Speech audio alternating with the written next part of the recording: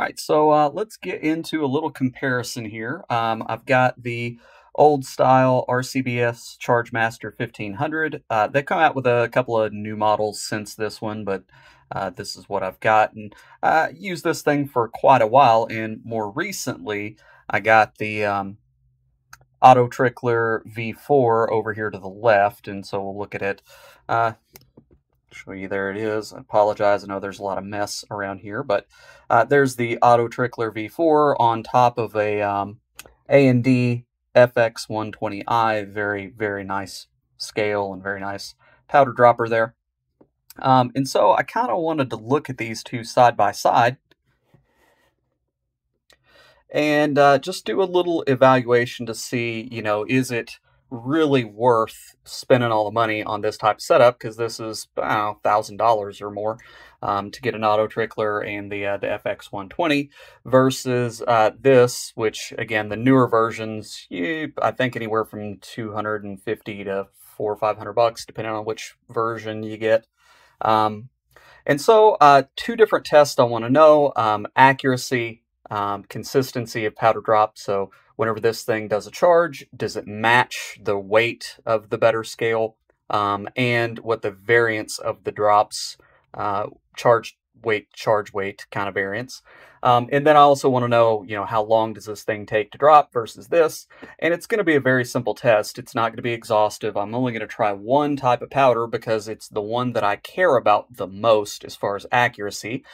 And that's going to be Hodgdon H4350, which is the powder that I use for 6.5 Creedmoor for accuracy purposes. So that's really what I want to know. How does it drop that powder? Now that's going to be a stick powder, an extruded powder. And so I know that, I've been using these both for a while. I know that I can get pretty close to 1 kernel resolution with the AutoTrickler setup. And so I just wanted to do some measurements and see, what did I really get for my money? I know that it's very good. The AutoTrickler is very good and it's pretty darn fast. I know that it's faster than this, but I want to know how much faster it is.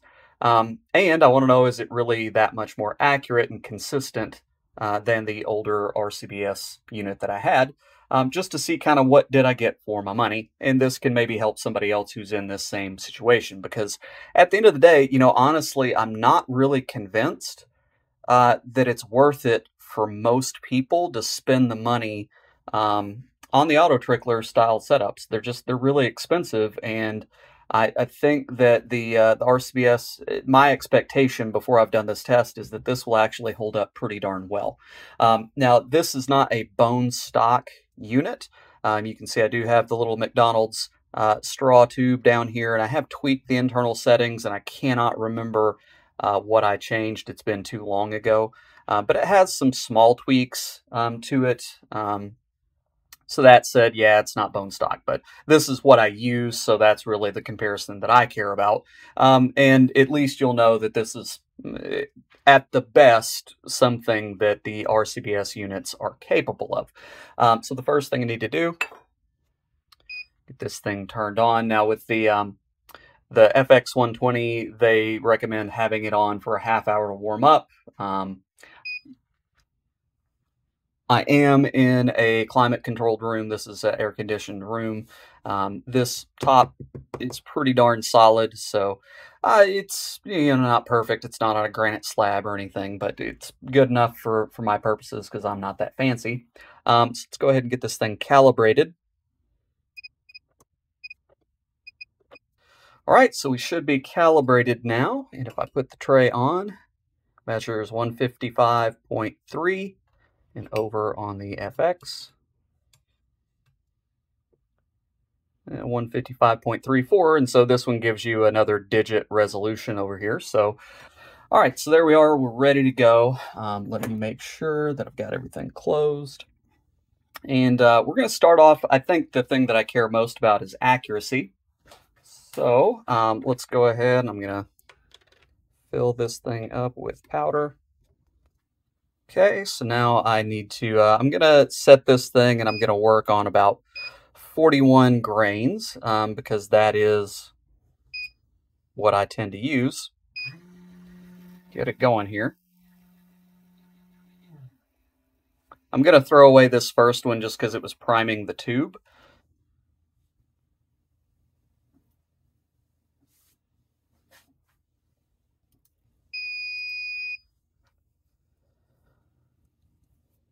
All right, so through 41.1, like I said, it was priming the tube at that one, so I'm going to toss this one and then start over.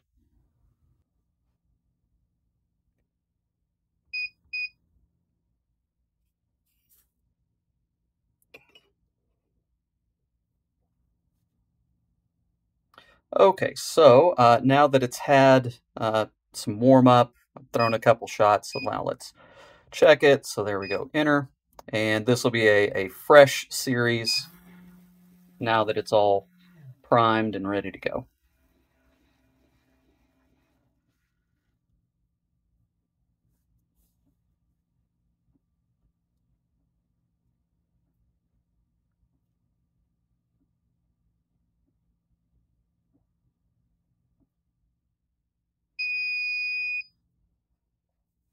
Okay, 41. Get this thing out of there.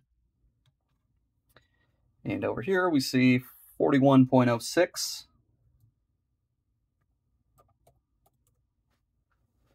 Okay.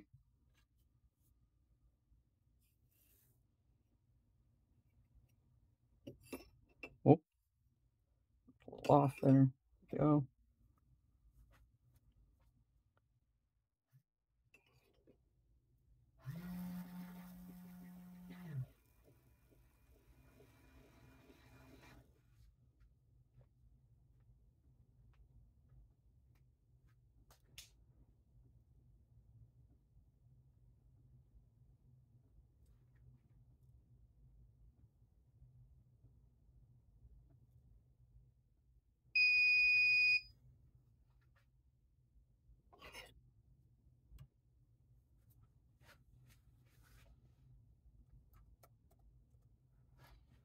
Okay, so that was the 30th charge.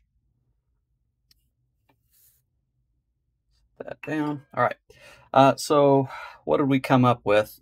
So after 30 charges, according to the RCBS itself, we had an average of 41.00 grains. So it's dead on average according to its own scale, with a standard deviation of 0.02 grains per throw, which the interesting thing is every single throw from this machine read 41.0 except one.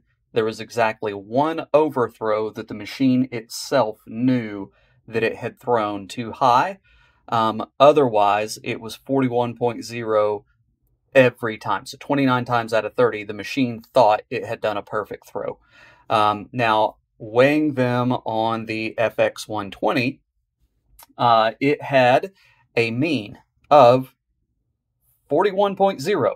So it was bang on. I know a lot of people worry about the different types of balances that are used because the type of technology in this scale is much better than what's used in this scale. It's much more expensive. There's a reason why. And, you know, these scales are known to be less precise than these, but over 30 throws, on average, they both read to the 100th of a grain exactly the same. Now, the variation was higher when measured by the FX120. It has higher resolution. It can capture more variation because on the RCBS, if it varies by less than a tenth of a grain, it can't really show you that. Whereas this can read much smaller variations. So, how much of an impact did that have? Well, the standard deviation when measured by this scale was 0.05 grains, which means basically if you take a 95% confidence interval off of that with a assumption of normality, you're basically looking at a plus minus tenth of a grain 95% of the time. So 95% of the throws should truly be within 1/10 of a grain plus or minus of what you've asked from this machine, which is pretty good given that that is the limit of its ability to measure. So what I would say, my characterization of this machine is it is as accurate as it possibly can be, given that the scale it has can only read to the tenth of a grain. And it is plus or minus 1/10 of a grain, 95% confidence interval. That's pretty good. Uh, is that perfect? No. Could it be improved? Sure. I mean, there's a reason why they sell these, but you do have to kind of take into account this machine costs like a third of what this thing costs, maybe a quarter of what this thing costs. And can you really shoot better than that? Now, depending, a tenth of a grain may be I don't know, 10 feet per second, right? So you may have requirements for that, but I would say for most people, that's pretty darn good as far as the accuracy of the throws, right? You can do pretty well. Now, again, if you're in a competition, if you're shooting bench, F class, something like that, then maybe not. But now, I don't know, probably for like PRS style shooting, if you're just, certainly hunting, it is way, way better than necessary for adequate hunting accuracy. So the next thing I want to do is do a speed test. And so for this one, I'm not going to be writing down each weight. I'm going to film this, and I'm actually going to try to remove myself from the measurement. And so I'm going to measure the drop from the moment that the machine, basically when I get the pan back on and it registers a 0 until it beeps to let me know that it's done. And I'm going to extract that from the video. All right, so I'm going to video all 30 charges, and then I will extract how long it takes on average to throw 41 grains of, again, Hodgdon H4350 out of this thing. All right, so here we go.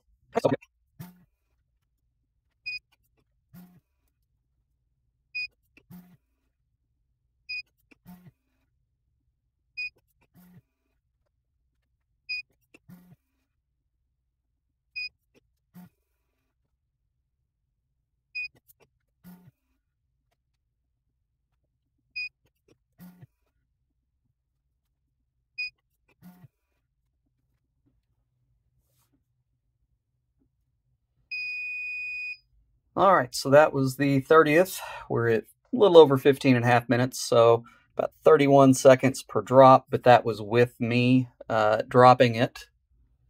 Let's see what that last one weighed.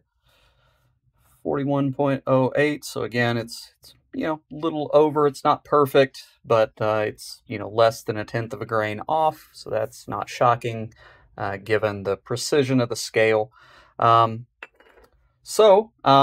Yeah, I mean, under 30 seconds a drop, we'll see. It may end up closer to 28 once I remove the time for me to dump the pan and stuff, and I dropped a couple kernels and was trying to clean that up. So, yeah, I'll put that in the video so that you'll see exactly how long on average each drop took, and I'll try to do standard deviation on that too, so you'll see. There is some variation. Some of those drops hit pretty quick because whenever it was doing its thing, it just landed really close, and some of them it took a little while to trickle up to it. So that's it for the characterizing its drops. So I'm going to drain it out of powder, and then I'm going to fill up the AutoTrickler, and we're going to run through and see how long it takes to do 30 drops and what kind of accuracy we get out of the AutoTrickler with the FX120. All right, so I've got the AutoTrickler set up and primed. I've got it set at a speed of 6. I can't remember what the other settings are, but it's just pretty default stuff. I haven't really optimized it that much. I'm sure that it can probably go a little faster, but again, not really that necessary. This is just a demonstration. Now, whenever it finishes, it kicks off a green light. So I'm going to try to see if I can keep up with it as far as typing in the weight of the drops and doing the time, because again, I'm going to extract the time from the video. And so let's just see how that goes. All right, so here we go with the first drop.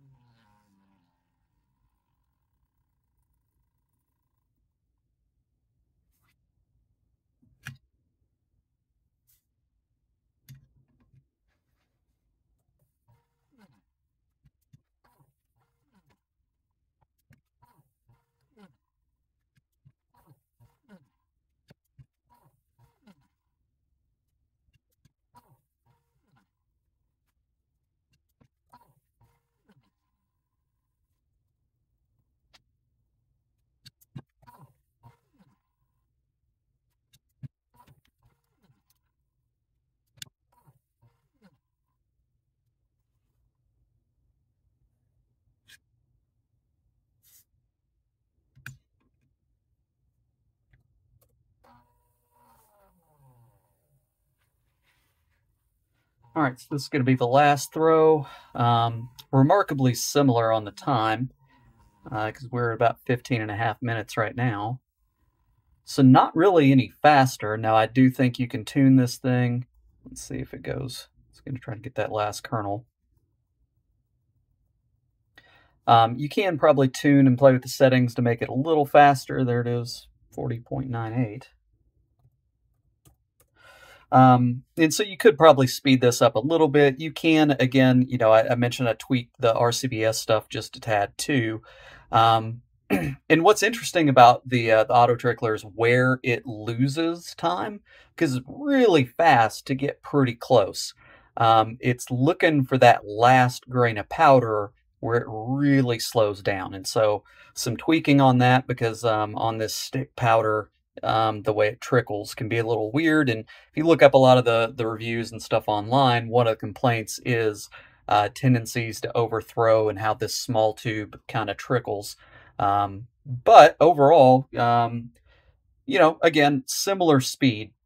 I'm not personally gaining a lot of speed using this. Of course, you can see how accurate it is. If I just bump this table sometimes or breathe in that direction, it will do something.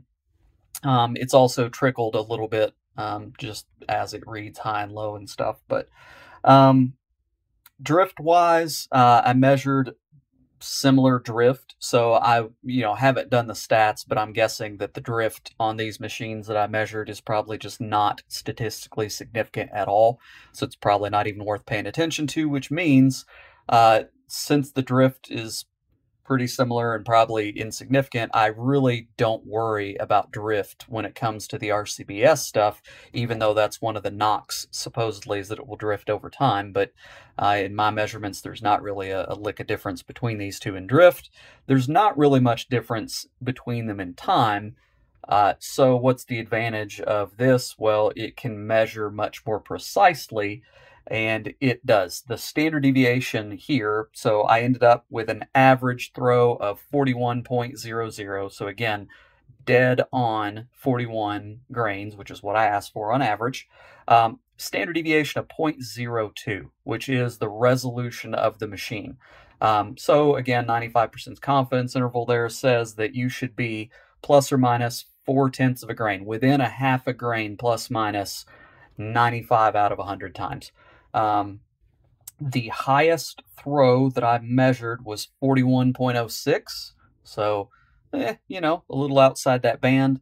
The lowest was 40.98, so a grand total spread of 0.06 grains from high to low across those 30 throws. Now with the RCBS, the max was 41.16, and the low was, 40.94, so 0.12 grains. So twice the spread, more than twice the variations. Yeah, this is, I would say twice as accurate on the throws. It's not twice as fast, it's about the same speed, but it is twice as accurate. And so that's really the advantage of these types of things, is for the same speed, you get twice the accuracy in your throws. So if you're doing competition, it probably is going to be something that's worth it to you.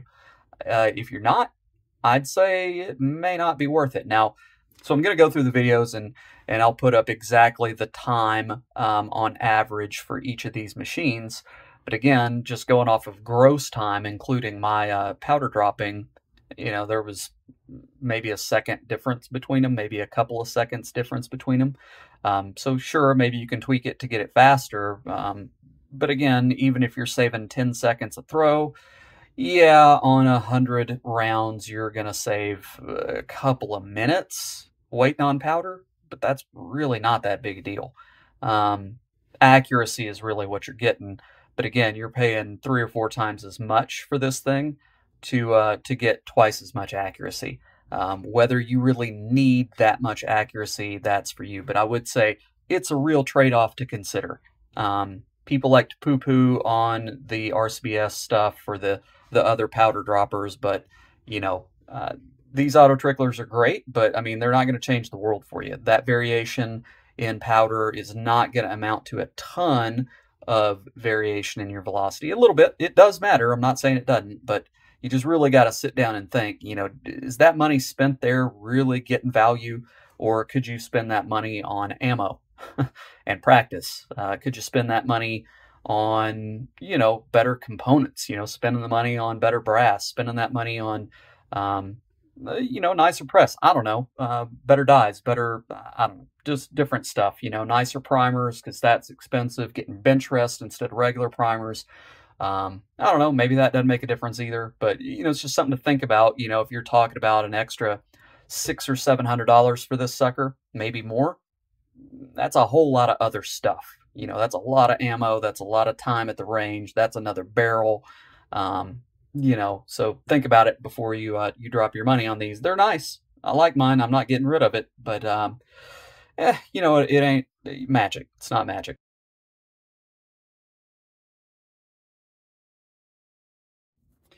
As a closing point, let me just say that the thing that I hate the most about these auto tricklers is emptying them.